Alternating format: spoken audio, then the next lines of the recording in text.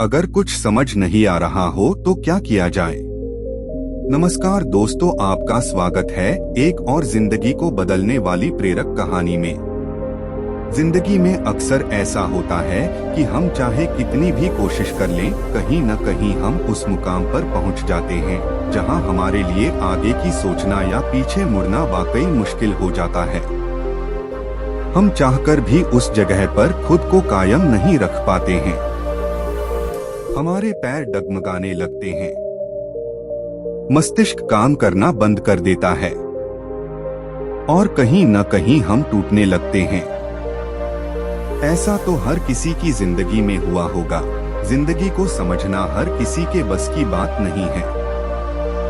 जब आपके साथ कुछ ऐसा घटित होता है जिसके बाद आपको यह समझने में कठिनाई हो रही है कि जीवन में आगे क्या करना है, तो इससे बाहर निकलने के लिए मेरा एक ही सुझाव है, क्योंकि मैं भी जीवन में कई ऐसी परिस्थितियों से गुजर चुका हूँ जहाँ जीवन में कई फैसले लेने पड़ते हैं। वक्त या फिर कुछ निर्णय लेने या उस पर कायम रहने में काफी परेशानियों का सामना करना पड़ता है। तो ऐसी स्थिति में सबसे पहली चीज जो आपको करने की जरूरत है वह है अपना ख्याल रखना। देखिए, अगर आप जल्दबाजी करेंगे तो चीजें सुधरने की बजाय और भी उलझ जाएंगी। यदि आप गुस्से में काम करेंगे तो चीजें कभी नहीं सुधरेंगी। और यदि आप धैर्य खो भी दें और टूट भी जाएं, तब भी आप उस स्थिति से बाहर नहीं निकल पाएंगे। ऐसे में आपको बस धैर्य रखना होगा।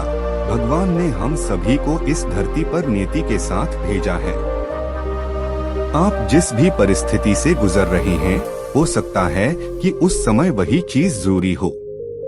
हालांकि उस समय ये सोचना बहुत मुश्किल होता है, लेकिन अगर आप किसी तरह ऐसा करने में सक्षम हैं, आप खुद को यह विश्वास दिलाने में सक्षम हैं कि यह समय धीरे धीरे बीत जाएगा और मैं फिर से इन परिस्थितियों से ऊपर उठ सकूंगा, तो आप निश्चित रूप से उन परिस्थितियों से बाहर आ सकते हैं।